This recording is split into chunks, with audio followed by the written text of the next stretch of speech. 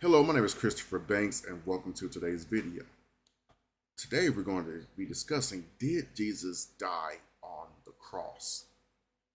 A little bit about myself. I have a master's in Christian apologetics that I was awarded from Liberty University. Again, thank you so much for clicking on this video. Before we begin, I want to discuss that the heart of the Christian faith is the hanging on the crucifixion and resurrection of Jesus Christ. 1 Corinthians chapter 15, verses 14 through 17. All right. Now, what will we be discussing here? Well, of course, the crucifixion. All right. Next will be the Swoon Theory. The next step will be to discuss, what do Muslim theorists believe? And we'll be taking a peek into the medical evidence provided. And then we'll also discuss some of the results pertaining to all the medical evidence that we have observed. So, let's get started talking about the crucifixion.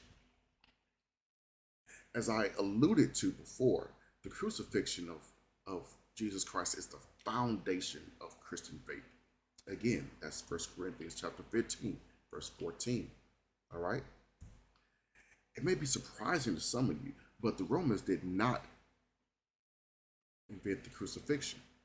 Some historians has actually traced the origins of the crucifixion way back towards the Persians, all right?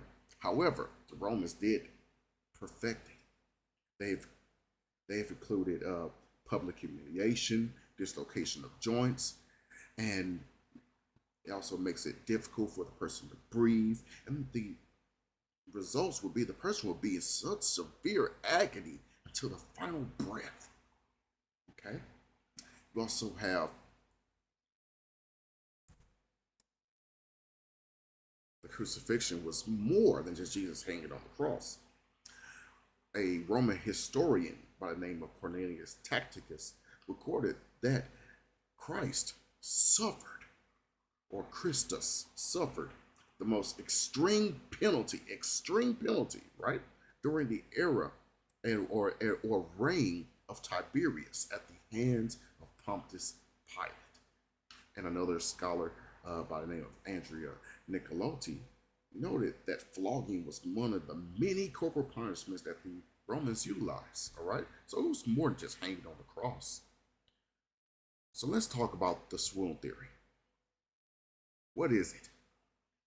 Well, you may have an idea if I mention the Swoon Theory by another name, apparent death theory. All right? So the apparent death theory, I've provided an excerpt from Dr. Habermas explaining what Swoon theorists believe. This is a quote from them. They believe that Jesus survived death on the cross and his appearances to his disciples was nothing of miraculous nature. End quote. But why would they say that? Well, the Swoon Theory, or apparent death theory, sought to correct the idea that Jesus was resurrected by God. Okay? Another idea from this group is that they believe that Jesus was swapped with another of his disciples who looked like him. And more recently, what I've come across is that Jesus played possum. They thought he was dead, but he really wasn't. Which actually goes into what the Muslims believe. They theorize that Jesus asked one of his followers to take the mantle of dying on the cross instead of Jesus. That way that particular disciple will be welcomed by God. Now, some of the others from the Muslim theorist side believe that Jesus did not die on the cross because, for one, he's a man of God.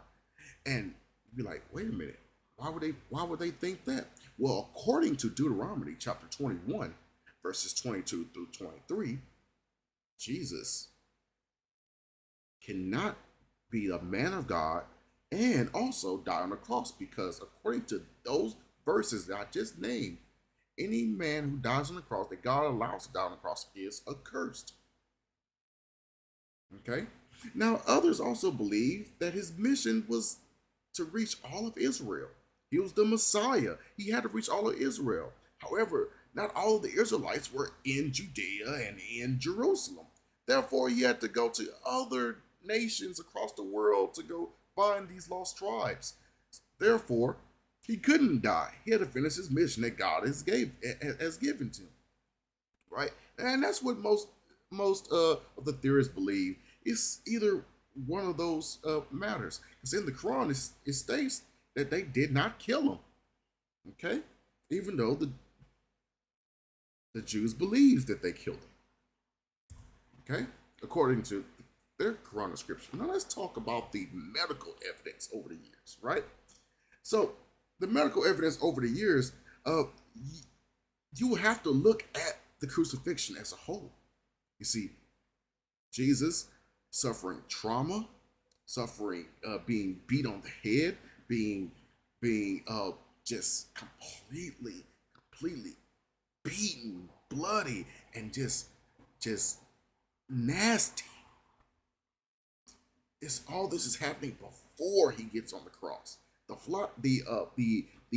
When Jesus was getting flogged, they were whipping him, and the whips were designed to not break bone, but break past the skin and tear meat and ligaments away.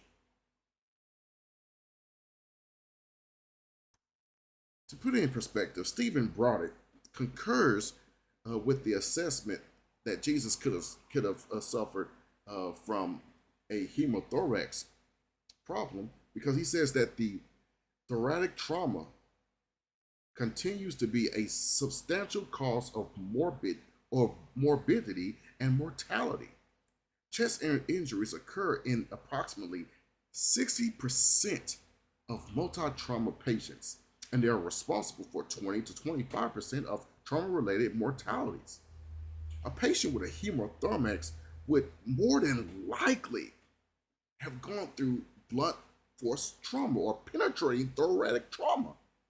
So the very fluid, and this is why this is important here, the fluid, what the gospel talks about, with blood and water coming spewing out after he dies, right, is a common trait and could be medically explained due to having penetrating thoracic trauma or blunt force trauma in the chest. All right. Here we have a chart, and if you look closely, you have 1, 2, 3, 4, 5, 6, 7, 8 different suspicions as to why Jesus died. And on the last one, you have no death. What is very interesting about this chart is that these scholars, majority of them, agree that Jesus died, that he went through the crucifixion. And only 3 believe that there was no death occurred after the crucifixion of Jesus. So let's tally all the results. Okay. First fact is that Jesus was flogged. And as we read the Gospels, we understand that he was bashed on his head with a scepter. So we know that he suffered blunt force trauma. We know that he was ripped. We know that he was injured past the point of simple home remedies. This was gruesome. This was bad. And then the spear to his side caused blood to spew out, blood and water and plasma to flow out. And finally, he received no medical treatment. And then lastly, the Romans determined that he was dead. So, what do we have here? What do we have here? Well, Jesus was charged under Roman law, so he did not benefit from the same privileges as a Roman. The spear to his side comes after the Roman soldier announces that he was dead already.